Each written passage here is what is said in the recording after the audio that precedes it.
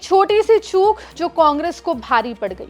मीनाक्षी नटराजन का nomination form file करते वक्त शायद कांग्रेस के किसी भी नेता और वो वकील जो ये नॉमिनेशन फाइल कर रहे हैं, उन्होंने नहीं सोचा होगा कि ये चूक इतनी भारी पड़ जाएगी कि कांग्रेस के हाथ से मध्य प्रदेश की राज्यसभा सीट छिटक कर बीजेपी के पास चली जाएगी।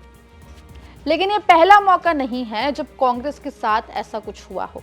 तब भी वही वकील साहब थे और अब भी वही वकील साहब हैं। ये हम नहीं, सोशल मीडिया पर कुछ यूजर्स कह रहे हैं।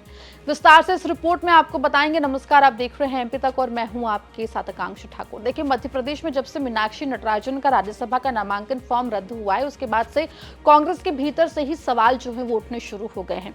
सवाल ये उठ रहा है कि क्या कांग्रेस का जो संगठन है वो राज्यसभा चुनावों को सीरियसली नहीं ले रहा था, क्योंकि जिस तरीके की चूक नॉमिनेशन को फाइल करते वक्त हुई है, ऐसा कहा जा रहा है कि वो पार्टी जो कई नॉमिनेशन फॉर्म्स भर चुकी है, वो ऐसी भूल कैसे कर सकती है, वो भी इतने बड़े इलेक्शन में।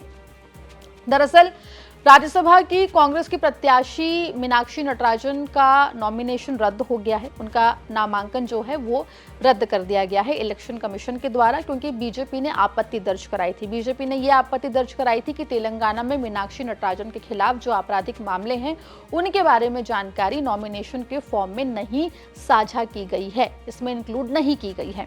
आपको बता दें कि मीनाक्षी नटराजन का नॉमिनेशन फॉर्म फाइल करने की प्रक्रिया में जेपी धनोपिया ने महत्वपूर्ण भूमिका निभाई।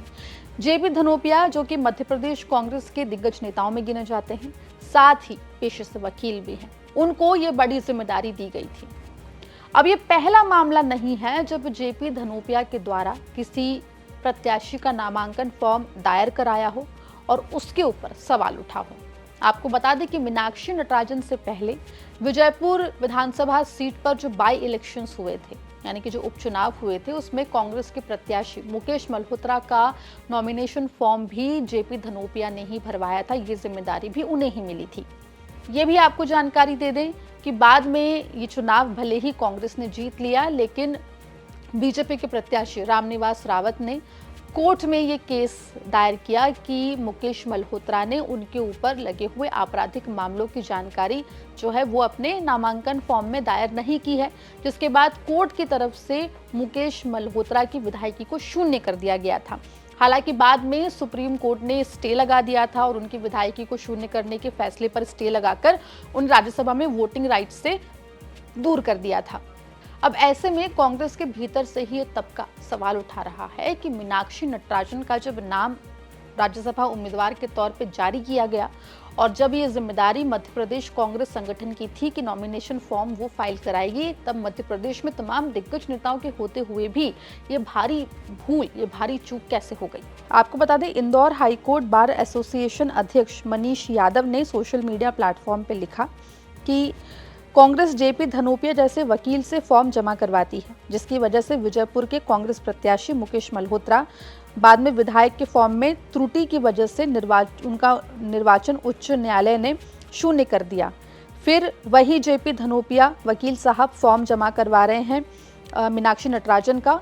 आपको बता दें कि टिप्पणी जो है वो मनीष यादव ने तब की थी जब मीनाक्षी नटराजन का नामांकन दायर किया गया था, लेकिन अब जब मीनाक्षी नटराजन के नामांकन पर आपत्ति हुई और पूरी प्रक्रिया के तहत उनके नामांकन को रद्द कर दिया है, तब इस टिप्पणी की जो मनीष यादव के द्वारा की गई है, ये टिप्पणी काफी ज्यादा चर्चा में आ गई है। चर्चा इसलिए हो रही है क्योंकि मध्य प्रदेश कांग्रेस के कई नेता इस सवाल को उठा रहे हैं कि आखिर इतनी बड़ी भूल मध्य प्रदेश कांग्रेस का संगठन कैसे कर सकता है। विवेक तनखा जैसे वरिष्ठ वकील के होने के बावजूद भी आखिर ये भूल मध्य प्रदेश कांग्रेस की तरफ से कैसे हो गई कि मीनाक्षी नटराजन के नामांकन फॉर्म से इतनी बड़ी जानकारी जो है वो छिपा दी गई या फिर उसे साझा नहीं किया गया। फिलहाल देखिए, मध्य प्रदेश में कांग्रेस को ये चूक तो भारी पड़ गई है, क्योंकि मीनाक्षी नटराजन का नामांकन रद्द हो गया है। हालांकि कांग्रेस ने ईसीआई से, इलेक्शन कमीशन से गुहार लगाई है कि वो सुनवाई करे और इस जो नामांकन रद्द किया गया है उसको वापस से वैलिड करे, लेकिन फिलहाल ऐसा कुछ होता तो दिखाई नहीं दे रहा है। इलेक्शन कमीशन का फैसला या कोई बयान ऑफिशियल इस पूरे मामले पर आना बाकी है। जब तक हम वीडियो रिकॉर्ड कर रहे हैं तब तक कोई बयान नहीं आया है।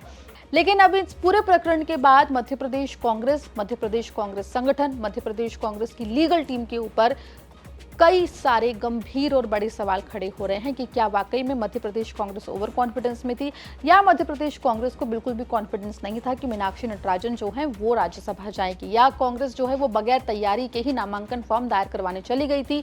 सवाल ये भी है कि तमाम वरिष्ठ वकीलों की फौज होने के बावजूद भी इतनी बड़ी गलती कैसे मध्य प्रदेश कांग्रेस से मीनाक्षी नटराजन का फॉर्म भरवाते समय हो गई। इस पूरे मुद्दे पर कांग्रेस अब आगे क्या करती है, देखने वाली बात होगी। पूरे मामले पर जो भी अपडेट होगा एमपी तक अब तक लेकर आएगा। मध्य प्रदेश जुड़ी तमाम खबरों के लिए बने रहिए एमपी तक के साथ।